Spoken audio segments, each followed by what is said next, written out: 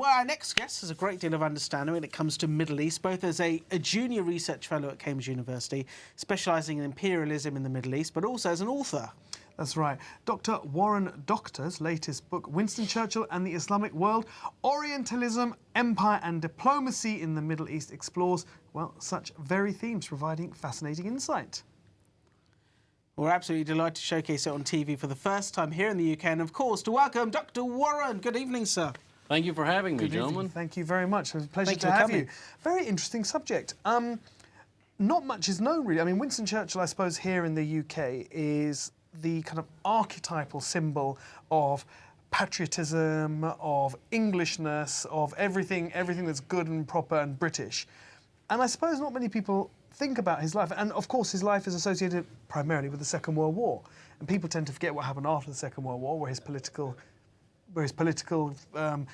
career went downhill largely, and what happened, of course, in his massive life before the Second World War. Well, that's exactly right. And so what I try to do is I try to look at his early life and particularly his experiences dealing with what I sort of loosely describe using his terminology as the Islamic world. So this includes his time as a subaltern on the northwest frontier in India and in places like Sudan, and how his personal experiences there sort of go on to shape his policies later on when, say, he's colonial secretary after the First World War and is largely sort of creating the modern Middle East that we know today. A question I've got for you is why Churchill? What was it about this historical figure that made you want to focus on his life and write such a large book about him? Well, I guess I grew up reading the books of Martin Gilbert, who recently passed away, and sort of, I guess, like most Americans actually, where I'm from, sort of looking at Churchill through very reverential eyes as sort of a hero. And I started wondering about his younger life, because indeed there is less written about his younger life than of course, his role in the Second World War. And I started getting really interested in his, the relationship between the East and West, and I read Edward Said's Orientalism, and these ideas all came together and sort of fused.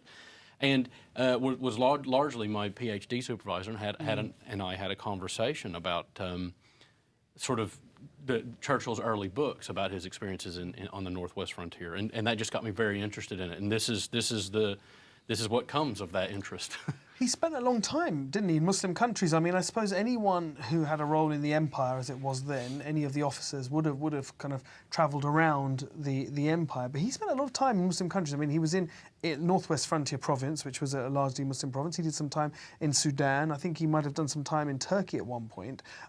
He certainly had a lot of exposure to the Muslim world, didn't he? He did, yes, and especially during his early life. And there's this sort of misunderstanding about Churchill's view of the Islamic world, that he wasn't particularly interested, or that he was in fact even disdainful at times because of some of the things he said in his book, The River War. But this is what I always remind people is, A, he wrote The River War when he was 23 years old. And before he even got into politics, so this is before 1900, he had already written 2 books on sort of Islamic areas, and people so to say that he was disinterested in it sort of kind of strange. Not. Yeah. So what can you tell us about Churchill, for those people who are watching who probably only know him as a wartime leader?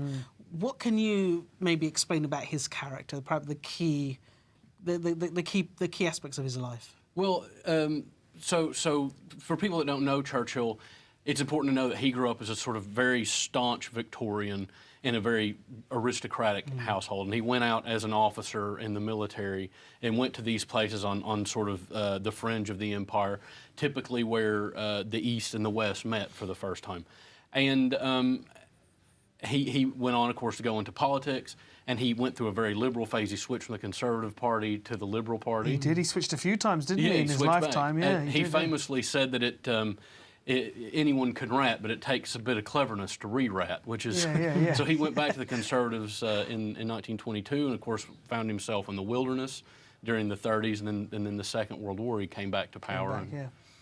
I'd like to know, there was a point, and I think you mentioned it in your book, when his family became quite concerned, didn't they, about the influence that the Islamic world was having on him. They felt that he was actually becoming quite enamoured or seduced by the Muslim world, in fact, that he might even convert to Islam. Well, that's certainly the letter by Gwendolyn, soon to be his sister-in-law, Gwendolyn Birdie, wrote to him that she was afraid that he was showing tendencies towards Orientalism and so forth. Of course, whether or not this was a jest or not, it's very difficult to say. But during the time, he was spending a lot of time with a man named Wilford Blunt, and Wilford Scowen Blunt, of course, was a sort of famous anti-imperialist and sort of very an Arabophile, and wrote a lot of poetry and stuff about such matters. And so you could see where his family might be.